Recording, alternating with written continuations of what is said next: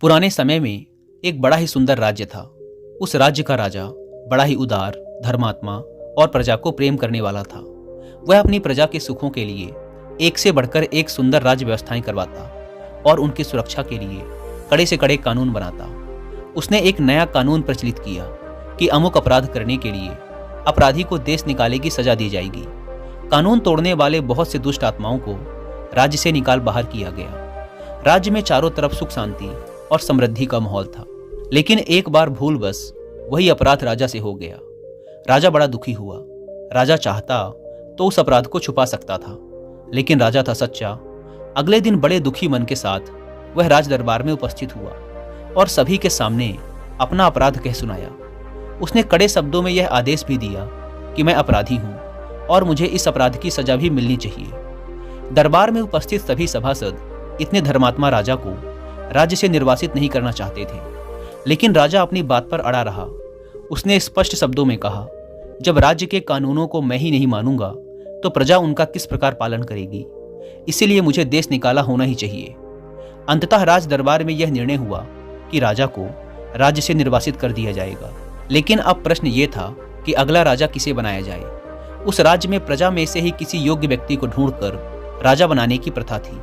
जब तक नया राजा न चुन लिया जाए तब तक उस पुराने राजा को ही कार्यभार संभालने के लिए विवश किया गया और ये बात उस राजा को मजबूरन माननी पड़ी। उस जमाने में आज की तरह वोट पढ़कर चुनाव नहीं होते थे। चुनाव का यह तरीका उन्हें पता नहीं था, ऐसी बात ना थी, बल्कि उन्हें अच्छे से पता था कि यह तरीका उतना प्रभावशाली नहीं है, क्योंकि लालच, धौंस और झूठे प्रचार के बल पर कोई नालायक भी चुना जा सकता है। इसीलिए व्यक्ति के सद्गुण ही उसके चुनाव की कसौटी थे।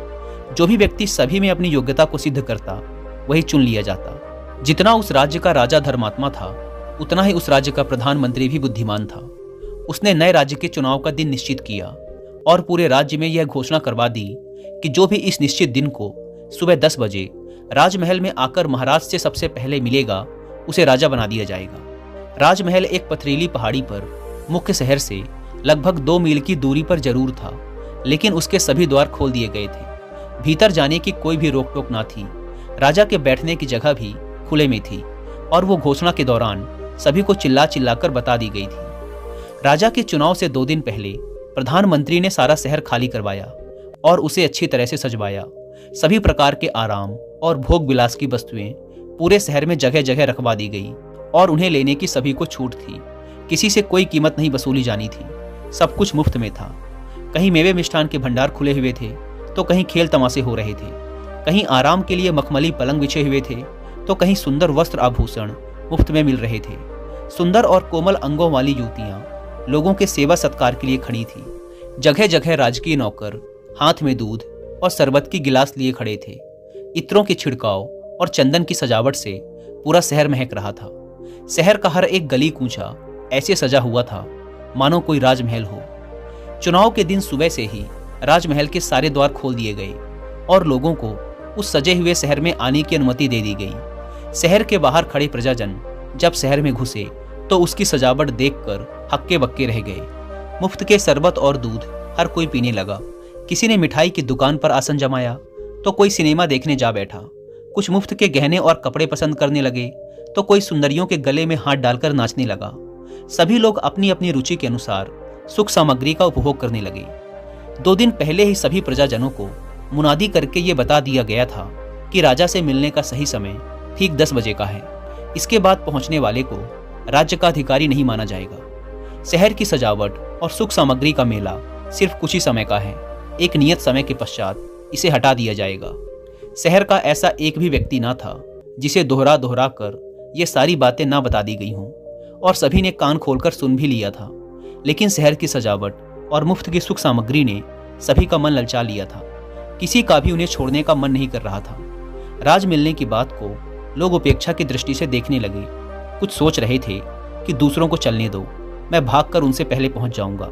कुछ ऊँघ रहे थे कि अभी तो बहुत समय बाकी है। कुछ का विचार था कि सामने की चीजों को ले लो, अगर राज्य ना मिला तो ये भी हाथ से जाएंगी। कुछ तो राज्य मिलने की बातों का मजाक उड़ाने लगे कि ये गप तो इसीलिए उड़ाई गई है ताकि हम यहाँ मिल रही सुख भोग की वस्तुओं का आनंद न उठा सकें। पूरी भीड़ में से एक दो ने हिम्मत की और शहर से निकलकर राजमहल की ओर चले, लेकिन थोड़ी दूर चलने पर ही महल के पथरीले रास्ते, पहाड़ी की ऊंचाई और शहर की सुंदरता ने उनका मन बदल दिया और वो उल्टे पांव शहर वापस चले आए। सारा नगर सुख भोग के संसाधनों में डूब चुका था। किसी को भी समय का ख्याल ना रहा। 10 बज चुके थे, लेकिन हजारों प्रजाजनों में से कोई भी राजमहल ना पहुंच सका। बेचारा राजा दरबार लगाए अकेला बैठा रहा। प्रधानमंत्री मन ही मन खुश हो रहा था कि उसकी चाल कैसी सफल रही। जब राजा से मिलने कोई न आया तो मजबूरन उसी राजा को फिर से राज्य का कार्यभार संभालना पड़ा। दोस्तों, ये कहानी काल्पनिक है, लेकिन ये मनुष्य जीवन की सच्चाई को दर्शाती है। हम भी तो अपने आज के छोटे छोटे सुख भोगों के लिए अपने जीवन के लक्ष्यों और उज्जवल भविष्य की आहुति दे देते हैं। हम में से किसे नहीं पता कि हमारे पास लक्ष्य प्राप्ति का समय सीमित है, लेकिन हम फिर भी इसे अपने झूठे सुखों के लिए बर्बाद करते रहते हैं और समय हाथ से निकल जाता है। हर विद्यार्थी को पता है कि उसके पास इस परीक्षा को पास करने का एक नियत समय है और फिर ऐसा समय दोबारा नहीं मिलेगा, लेकिन वो फिर भी अपने समय को सिर्फ थोड़ी देर के मजे के लिए गप्पे मारने, यूट्यूब शॉर्ट्स देखने, इंस्टा रील देखने या बेवजह घूमने भागने में बिता देता है। उसे लगता है कि दूसरों को पढ़ने दो, मैं आखिरी के कुछ दिनों में ज़्यादा मेहनत करके रात रात भर जाग के सबको पीछे छोड़ दूंगा।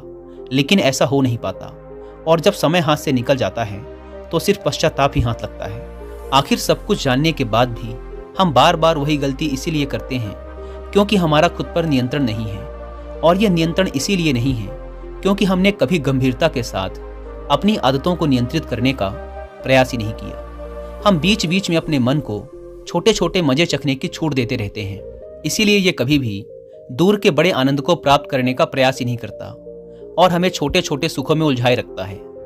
हर काम के लिए समय सीमित है क्योंकि जीवन कभी भी खत्म हो सकता है, लेकिन हम में से कितने लोग हैं जो इस घोषणा को याद रखकर झूठे सुखों में नहीं डूबे रहते और अपना हर दायित्व समय पर पूरा करते हैं।